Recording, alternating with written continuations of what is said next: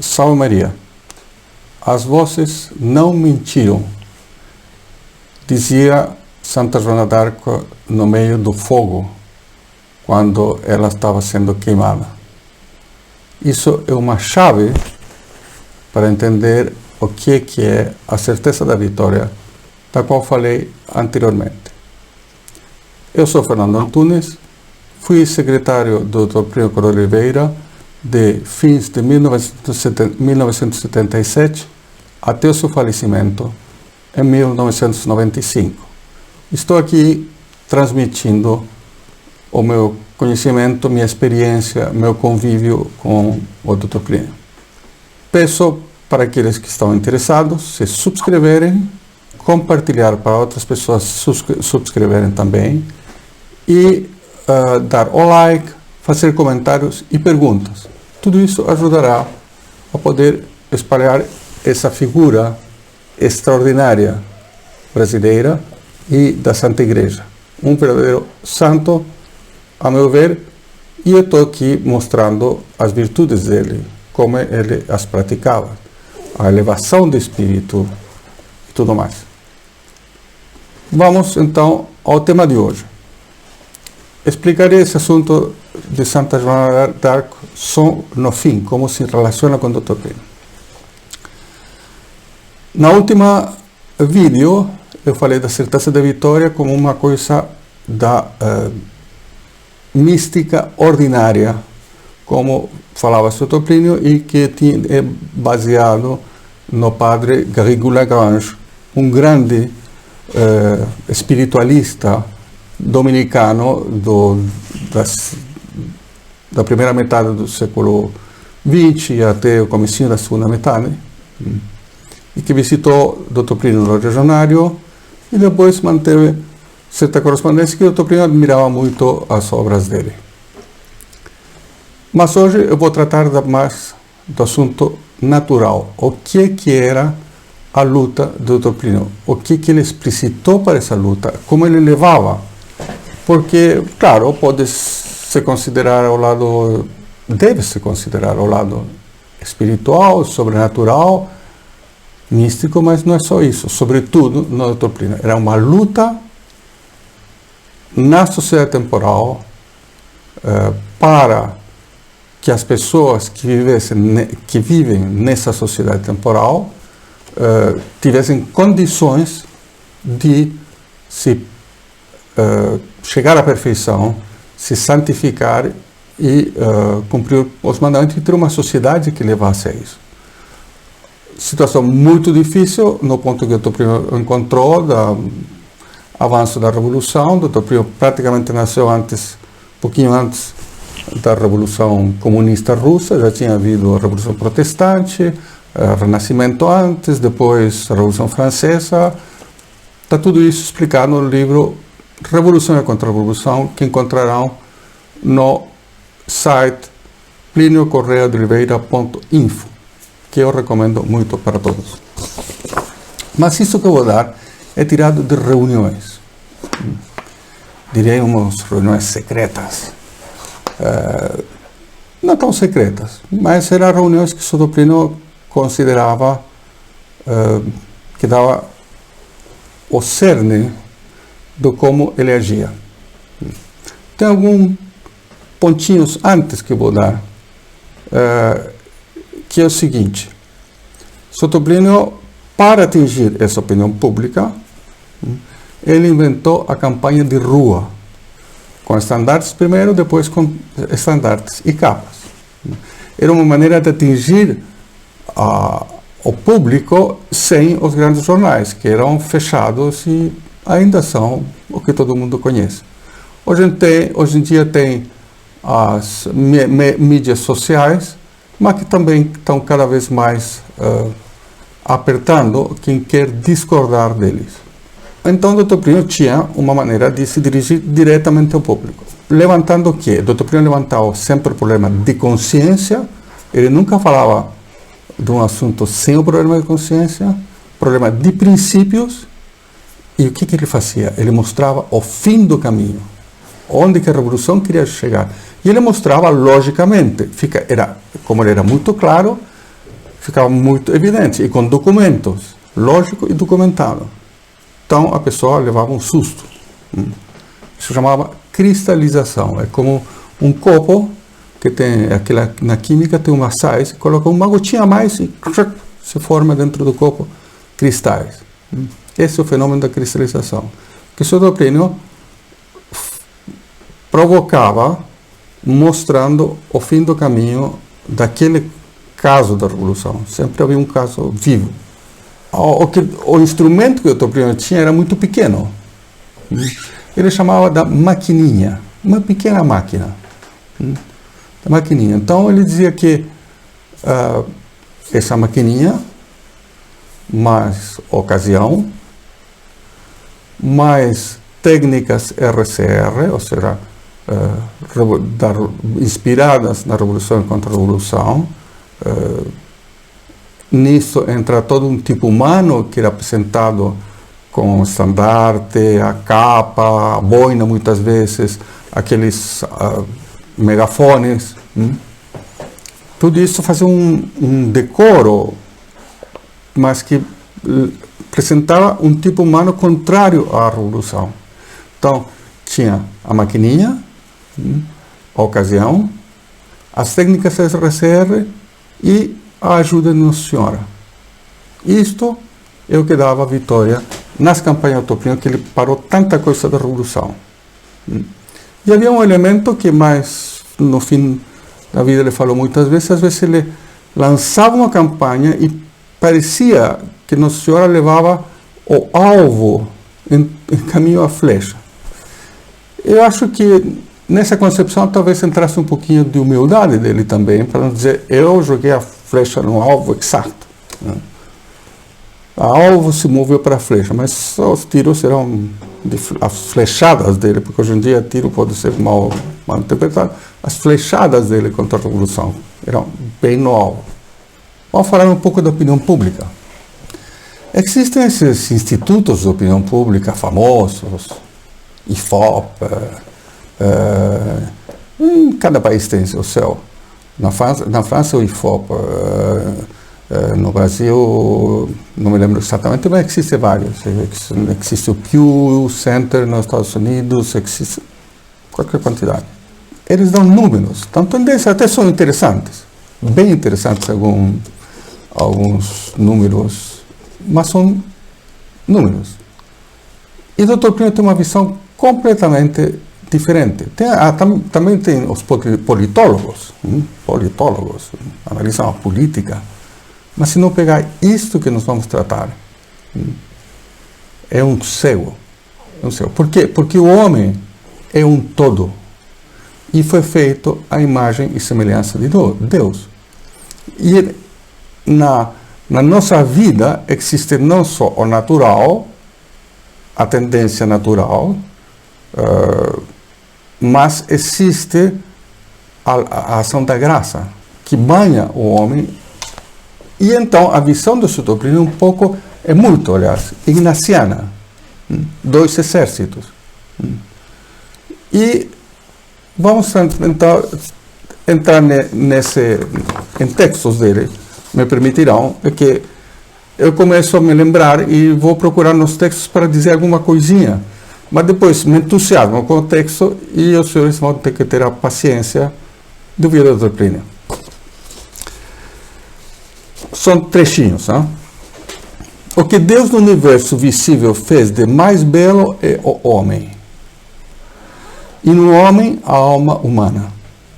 Isto é o começo da análise dele de opinião pública. Portanto, esqueçamos o que a gente ouviu de opinião pública para entrar nesse que a gente vai ver que é muito profundo. Mas assim como se diz que no universo material foi o conjunto das coisas o que Deus fez de mais belo, mais do que cada coisa individualmente, assim também no conjunto das almas o que é mais belo não é cada alma individualmente falando. E com o conjunto de todas as almas é o conjunto da opinião pública do mundo. Eu vou explicar o que é. Em determinado momento, essa imensa alma coletiva, Opinião pública, alma coletiva, ele põe. Resultou dos pensamentos, das aspirações, dos desejos de todos os homens do mundo, destacando-se para formar em relação a cada alma individualmente considerada um todo, aqui é a opinião pública, um todo que não é a soma de todas as almas, mas é a síntese de todas essas almas. Ou considerar esse imenso movimento das almas, que necessariamente Nosso Senhor teve tão presente na paixão, aqui estou já dá uma remissão a algo tão alto quanto a paixão do Nosso Senhor Jesus Cristo, e Nossa Senhora em sua ação corredentora,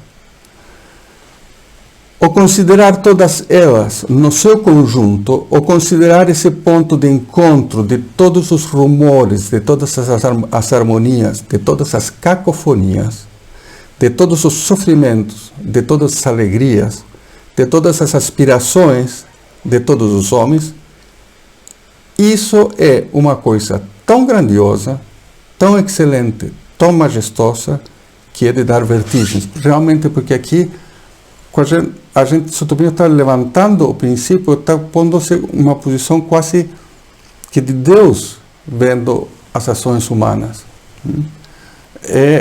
Porque entra todo o sobrenatural e todas essas considerações. Pelo menos para mim, é muito claro. Se tiverem perguntas, façam. Eu sei que tem gente que vai inventar coisas no futuro, não vai fazer a pergunta agora e vai ficar juntando as coisas que eu digo, para depois atacar com um livro imaginário e nunca vai ter perguntado esclarecimentos que podem me fazer até explicitar algo que eu tenha dito. Enfim, são os meus parênteses. Mais grandioso do que isto é a gente ver a batalha de que isto é objeto. De um lado, Deus com seus anjos, com seus santos, com os homens virtuosos, com a Santa Igreja militante na terra, e de outro lado, Satanás, no fundo do inferno, com seus demônios, com seus agentes na terra, não apenas tentando a alma de cada indivíduo, mas tentando a humanidade no seu conjunto.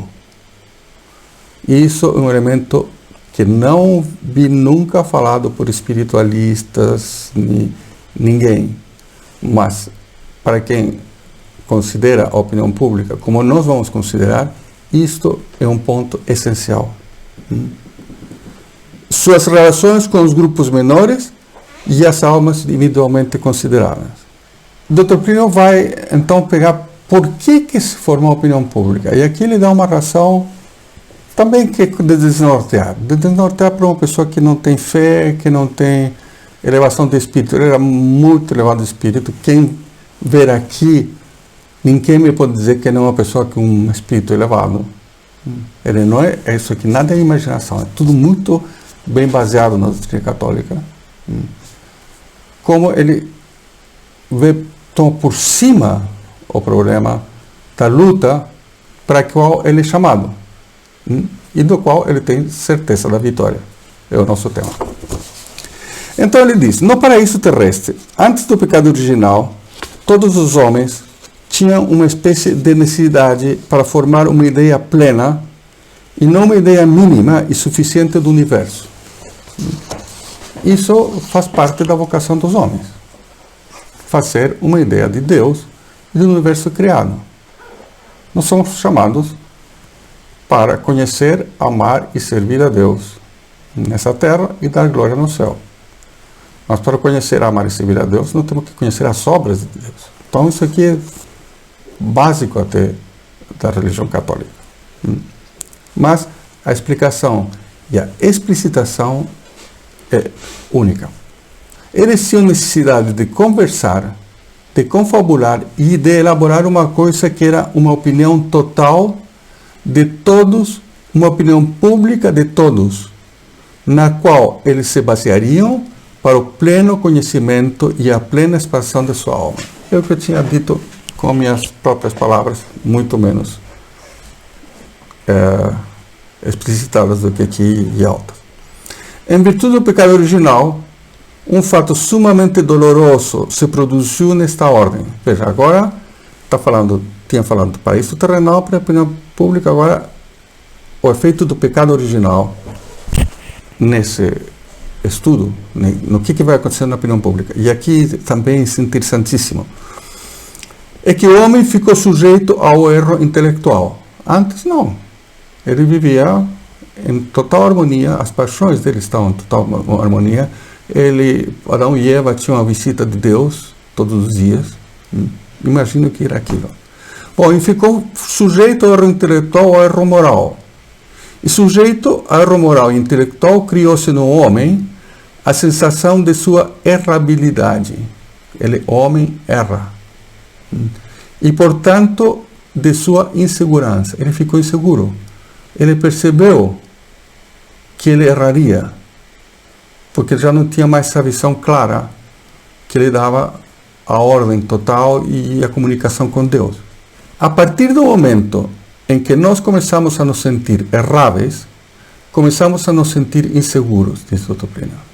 Quer dizer, 1 minuto depois do pecado original, aquele fenômeno da nudez de Adão e Eva, na qual eles se quiseram cobrir, é primeiramente um fenômeno de pudor, não tem dúvida.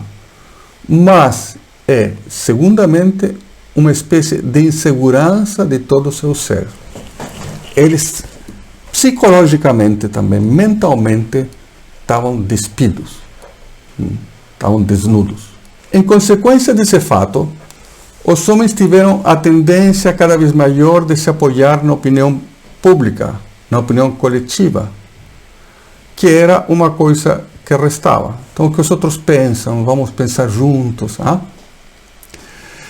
Essa insegurança fundamental constituiu uma espécie de fímbria do espírito humano que não eliminou a possibilidade de conhecermos umas certas verdades e termos uma certa segurança, mas é uma segurança crepuscular misturada com uma certa insegurança. Isso é muito matizado. Veja, o homem precisava ter essa segurança para se orientar, para não ficar sozinho no meio da natureza e da criação. O que pensam os outros, se ajudarem uns aos outros, somos sociáveis. E se põe esse problema. Então, ele tinha uma segurança crepuscular por causa do pecado original e precisava dos outros. Aqui vamos a outro ponto, um pouco mais adiante, numa outra reunião. Deus instituiu também o jogo de planetas e satélites. Aqui vem uma concepção muito interessante do Plínio, que a gente vê que na natureza, nas estrelas, é muito claro, mas depois da gente analisar isso, a gente vê que é uma coisa que está na ordem divina. Deus, quando fez o mundo, criou ele assim, criou hierárquico, e criou, não que o Dr. Plínio vai explicar aqui, que é uma maravilha, criou planetas e satélites no céu e nas almas. Tem os líderes, são os planetas. Os outros seguem, são os satélites. E numa família, inclusive, nos meninos, tem uns que são líderes dos outros, são planetas. O que eles disseram, os outros vão repetir. É muito interessante quando a gente tem isso na cabeça. Tem almas planetas e tem almas satélites. E a gente começa a ver também que, inclusive no reino animal, tem uma certa participação disso. Né? Claro, não é a mesma coisa, mas tem uma certa participação. E nas estrelas do céu é muito claro. Tudo é baseado em planetas e satélites. Indispensável para entender a ação da opinião pública. E disse o Dr. Plínio, por isso de si, o planeta é uma espécie de posto emissor de segurança que sustenta o satélite. Exatamente como se dá na gravitação em que os satélites são sustentados na sua posição pela ação do planeta. Aqui uma espécie de linha psíquica e espiritual ao lado da linha ideológica. Aqui se compreende com muito mais riqueza ainda o jogo de planetas e satélites e o sistema de seguranças com que Deus amparou nossas inseguranças. Porque Deus é misericordioso.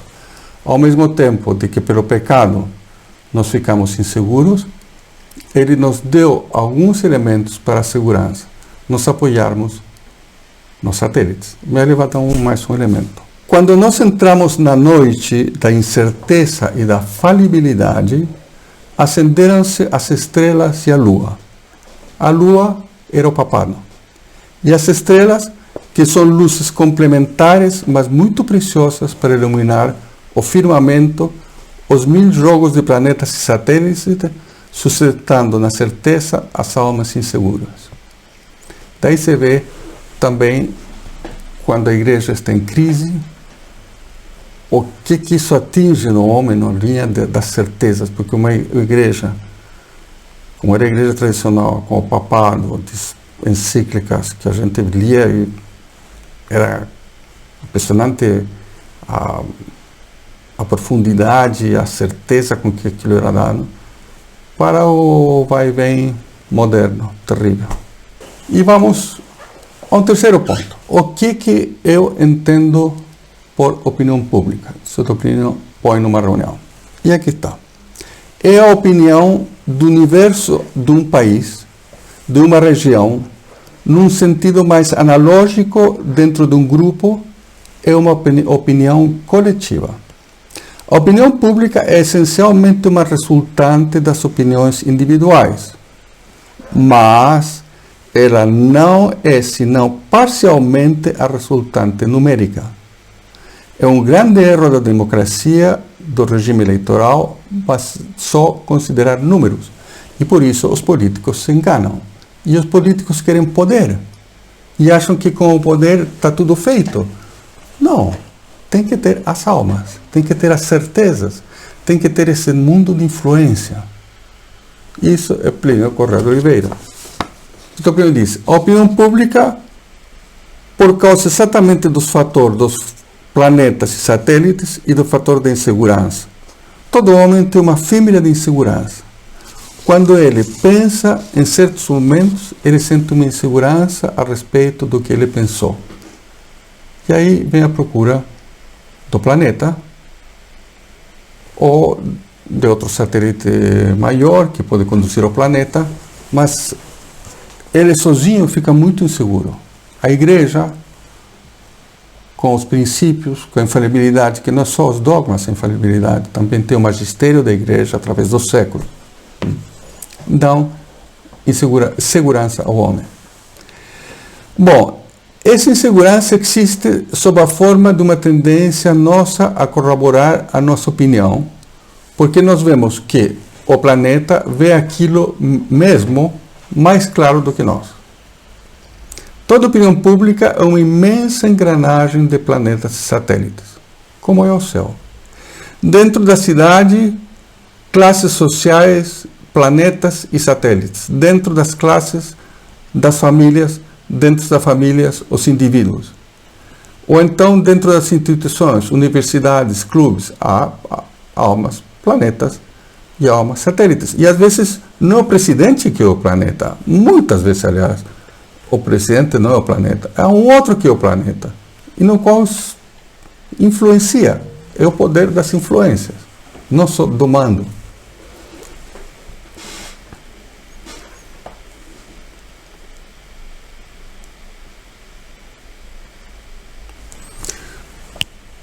Tudo se organiza a la planeta e satélite, por causa exatamente dessa forma de imbricamento de segurança.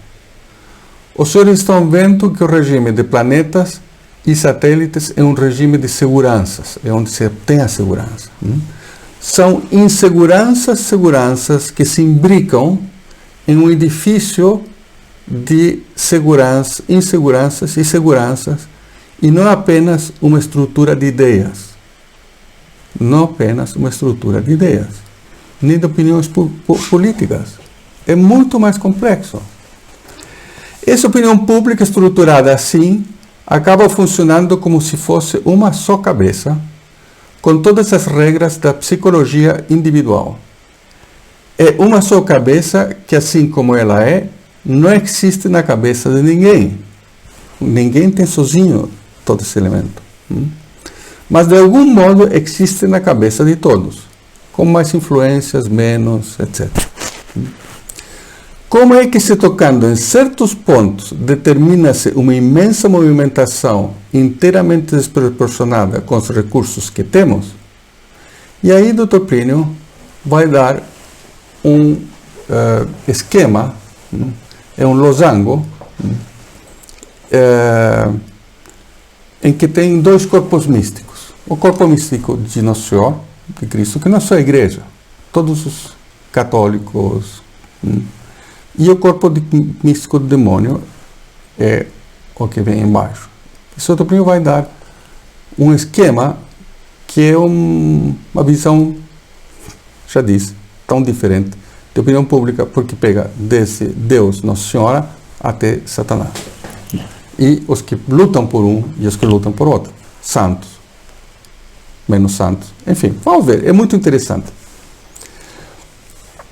Então, o quadro do corpo místico se repete simetricamente para cima e para baixo.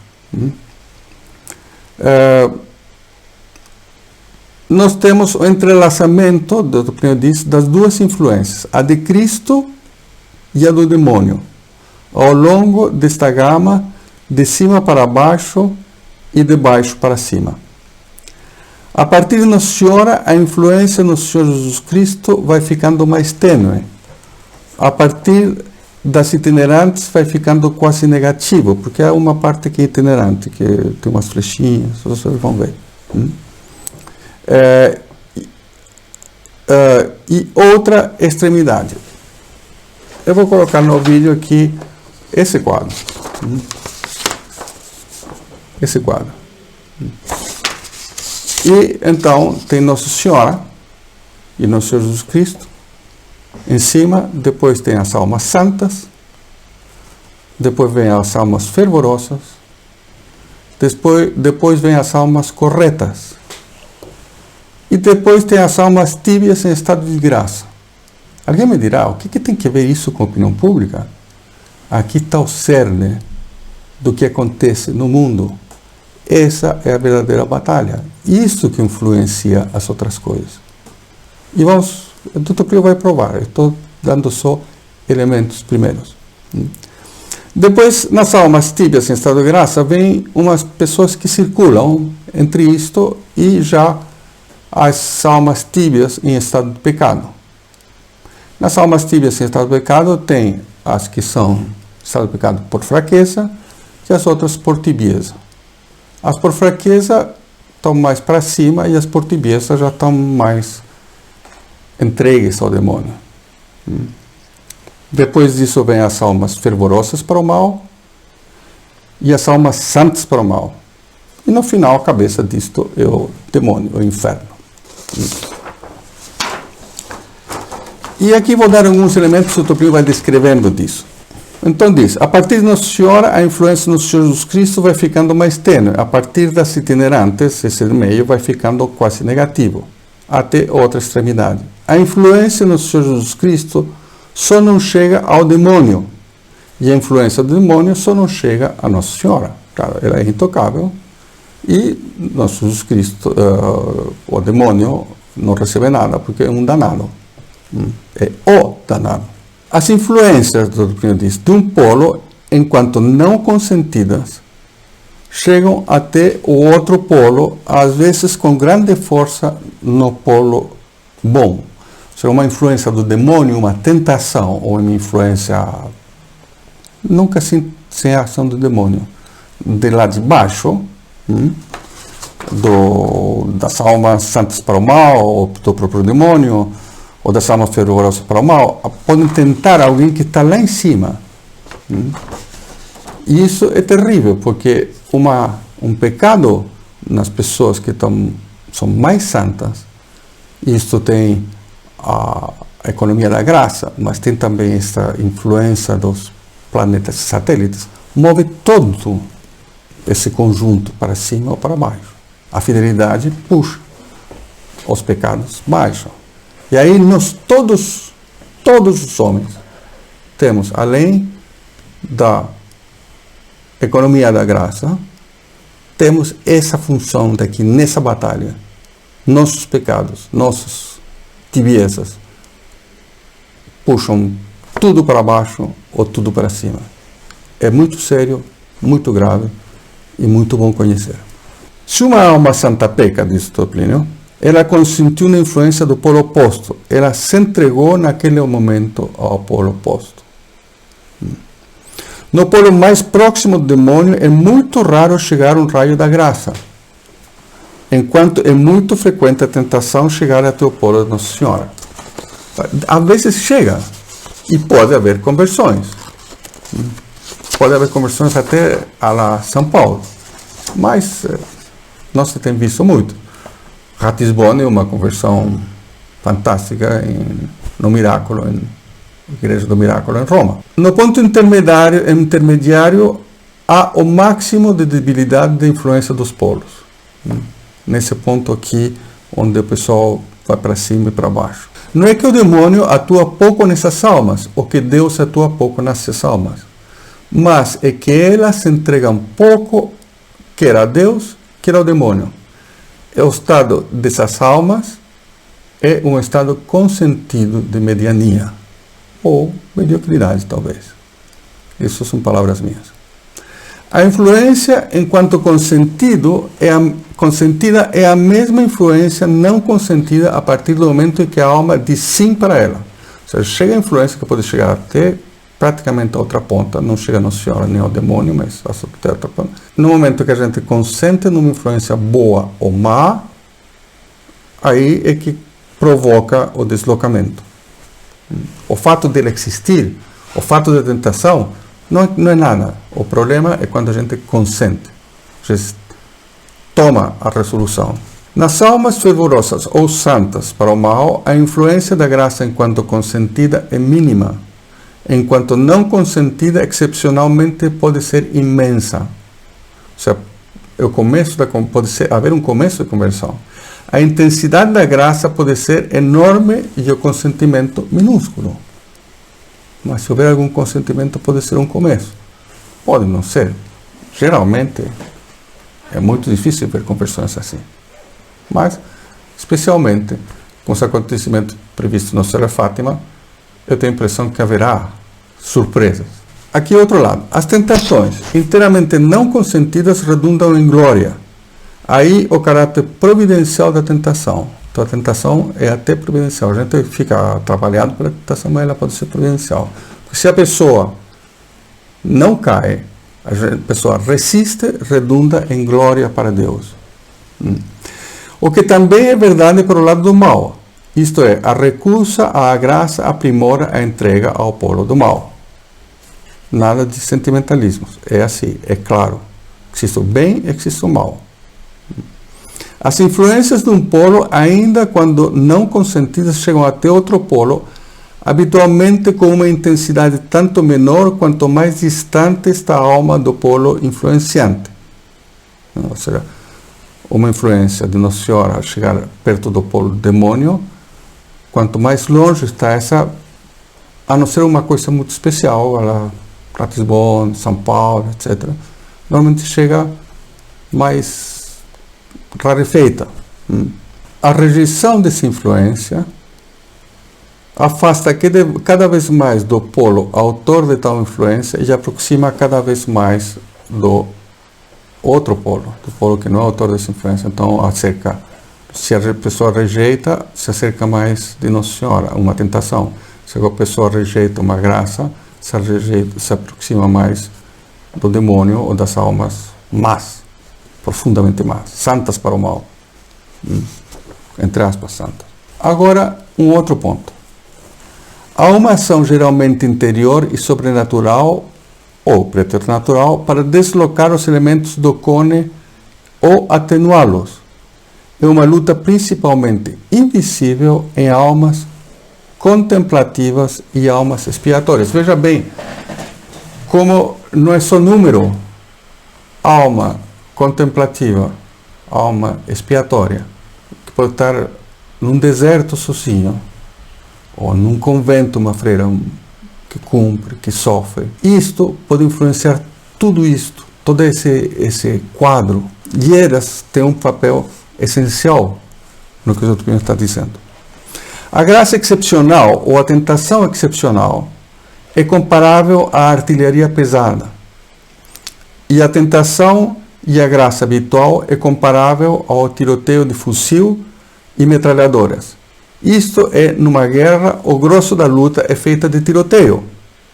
Mas de vez em quando há um bombardeio, uma bombarda, pesado de cá ou de lá, forçosamente menos frequente, mas que é o duro da guerra, onde há grandes ataques. Esses são lances mais dramáticos da luta. Quem derruba uma alma santa, derruba toda uma fileira de almas fervorosas, corretas e até tíbias, que estão penduradas naquela alma santa. Influência terrível. Deus nos deu essa liberdade. Liberdade que Santo Agostinho queria entender. E que não é um mistério. Daí o papel das almas contemplativas expiatórias. Essas almas conseguem de Deus, porque Deus quer servir-se delas, que às vezes um raio de luz quase invisível varre todos esses infernos e alcance para Deus grandes vitórias. Esse bombardeio invisível na ordem da opinião pública é preciso ser levado muito em consideração. Portanto, para ter uma verdadeira noção da opinião pública, precisamos ter essa noção do sobrenatural e preternatural, dessas almas expiatórias, o que elas conseguem com o sofrimento. O Tolkien considerava muito isso, muito. Há, portanto, uma luz que é de bombardas e que muito raramente são dadas nas zonas neutras da tibieza, mas elas são dadas para os cones. Então vão, tentar pegar uma alma lá embaixo. Ou é um negócio, demônio que vem tentar uma alma que está próxima de Deus e que pode provocar o que o Dr. Plínio acabou de falar. Então, diz, dominar a humanidade consiste em dominar essas faixas intermediárias que vão desde as almas corretas ou das almas tíbias até as almas que estão em estado de pecado mortal por fraqueza, digamos. Ou seja, esse centro é onde se define muita coisa. Os outros já estão conquistados, mais ou menos. Claro que há as grandes tentações, grandes quedas e grandes conversões. Mas onde se define o que a revolução vai conseguir fazer ou não, é aqui. Agora, vem o problema. Como lutar nessas zonas neutras? Aqui vem explicitações do Dr. Plínio como ele agia nessas zonas neutras.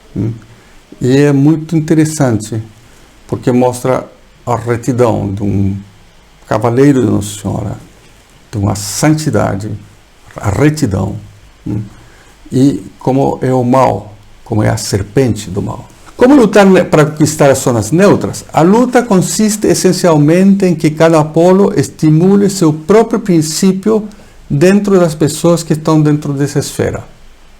Ou seja, os polos do bem têm que estimular as pessoas que estão dentro da esfera do bem.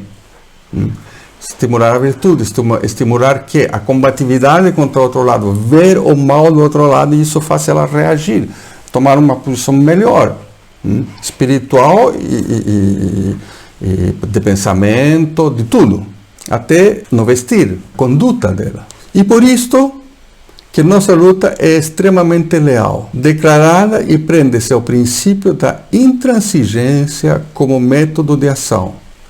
A luta do bem é intransigente. Não vai mostrar um bem menor, porque isso não vai atrair a pessoa para onde tem que ir. Tem que mostrar o bem maior.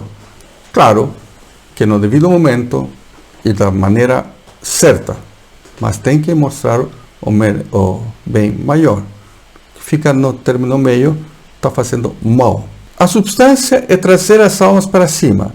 E o trazer as almas para cima, do Cone, em essência consiste em lhe dar o conhecimento e o amor do que está em cima.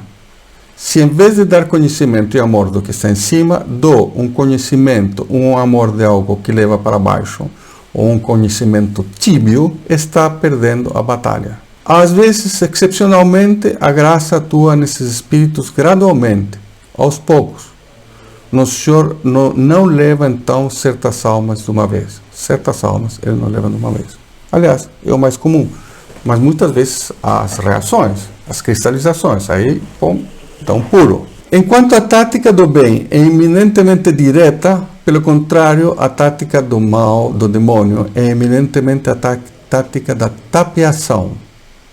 Ele procura, tanto quanto possível, progredir iludindo, evitando as cristalizações, tapeando, mentindo, fazendo o papel de anjo de luz. Está propondo algo bom ou algo menos mal.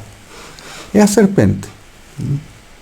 Já desde Adão e Eva ele estava se metendo e dizendo, vamos fazer assim, não sei o quê. O Dr. Plínio continua agora no outro ponto. Há no fundo de cada alma dois polos diferentes. Um é o polo que atrai para o equilíbrio, para a explicação, para o intelectivo e para o superior. O outro polo atrai para baixo, para o insensitivo, para o gostoso. Nós todos sentimos já isto. Coisas que nos levam para o mal, para o pecado, coisas que nos levam para o amor de Deus, para o elevo, para o amor da elevação. Todos temos pecado original, todos sentimos a ação do demônio, todos também sentimos a ação da graça. Quantas vezes diante de uma coisa bela, de uma coisa santa, de uma coisa sobrenatural, o coração se sente fortificado. Mas não só isso. Isso também é na sociedade temporal. O brilho de uma verdadeira elite, não das falsas elites, o brilho de uma verdadeira elite deve levar as almas para cima. Desculpe, isso foi um pequeno parênteses, mas a linguagem que se deve ter para atrair e para despertar o polo intelectivo e superior, os métodos, as técnicas, etc., são inteiramente diferentes do que se faz para despertar o inferior. Isso já é de passagem. De maneira que há uma técnica de luta que é inerente ao mal e outra técnica que é inerente ao bem. Essas duas técnicas jamais se confundem, porque visam fins opostos, visam despertar forças de almas contraditórias. Umas são as sobrenaturais, outras são as do pecado. E por causa disto, elas necessariamente e radicalmente são contrárias uma à outra. Não há jeito de conviver a revolução com a contra-revolução, o bem com o mal. Quer Nossa Senhora, quer o demônio, atuam primeiro diretamente sobre a alma, mas depois atuam indiretamente através das outras criaturas, planetas e satélites. Tem, por exemplo, no capítulo de graças, as instituições, os hábitos, modos de ser, os costumes, que são veículo da graça também. Um bom modo de ser, um bom exemplo, leva, atrai, às vezes muito mais do que uma prédica, do que ficar pregando princípios. Às vezes. Mas isso tem que ser baseado em princípios, isso não tem dúvida, não vamos fazer um negócio pneumático, não? Na ordem das tentações, tem a mesma coisa também. Quer dizer, tem as tentações do demônio que são veiculadas diretamente e outras que são veiculadas através de pessoas, instituições, escolas artísticas, etc. Até na arquitetura, até na pintura, até no modo de vestir.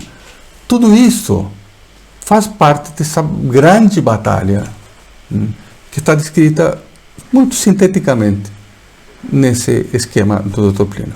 Esses são os elementos da luta. E o Dr. Plínio dedicou toda a sua vida a isso. Veio o final da vida dele e ele via que estava acabando, as forças dele estavam acabando, e na última reunião dele, na última reunião mais oficial, a última reunião de recortes dele, ele tem um final que é uma promessa de vitória, mas também um ato de fé. A gente vê que ele estava naquela aprovação que já falamos, não vendo a noite escura do sentido, a noite escura da alma, mas ele faz um ato de fé similar, me parece, ao de Santa Joana d'Arco na fogueira. Ele estava numa fogueira espiritual. Ele diz assim, está acabando a reunião, ele tinha trabalhado um assunto histórico, Bismarck, ele diz, quer dizer, o poder do Papa, que tinha sido na aparência quebrado até pelo Kaiser, quando o Papa quis resistir, ele deu um murro e o poder do Kaiser se espatifou. E aqui que vem a surpresa, ele diz em seguida. Ou seja, no fundo tudo rompeu. tudo se aniquilou, tudo deu nada, uma coisa deu em tudo, Nossa Senhora venceu. Assim, de repente, o Toprino disse isso. E veja, não foi inconsciente que ele soltou de repente isso sem se dar conta. Não, veja. Aí, ele vê o relógio e diz, 11h25. Depois dessa reunião, quanta coisa se dará. Ele estava querendo dar essa mensagem. Quanta coisa se dará. Dr. Luiz Assunção, Dr. Luizinho, que queria esticar mais a reunião, provavelmente ele diz, 10h25. O Dr. Plínio diz 11h25. O Dr. Plínio diz, 10h25. Depois dessa reunião, no que darão as coisas, eu não sei. De uma coisa estou certo e tenho de certeza que o padre aqui presente, Dom Bertrand, e todos os senhores estão certos de que daqui a X anos, sejam eles 5, 50 ou 100, alguém dirá, não sei no que deu, mas uma coisa eu sei, Nossa Senhora venceu. Com essas últimas palavras do Dr. Plínio, eu acabo aqui também, porque eu acho uma promessa, um ato de fé cheio de promessas, cheio de... Vimos esse assunto da opinião pública, um ato de fé assim move muito, move no plano sobrenatural e no plano natural, as certezas. Isso aqui é uma certeza que influencia a nossa certeza hoje em dia e vai influenciar os discípulos e filhos dele até o fim, até a derrota da revolução e depois o combate à revolução no Reino de Maria, que vai querer sentar. Então, vejam bem, não sei o que deu, uma coisa eu sei, Nossa Senhora venceu. Se dirá, portanto, Nossa Senhora vencerá. Salve Maria, que Nossa Senhora nos ajude muito. E não esqueçam de dar o like, subscrever, comentários e tudo mais. Façam propaganda do site, porque eu acho essas coisas muito fantásticas, muito bonitas, muito aproveitáveis.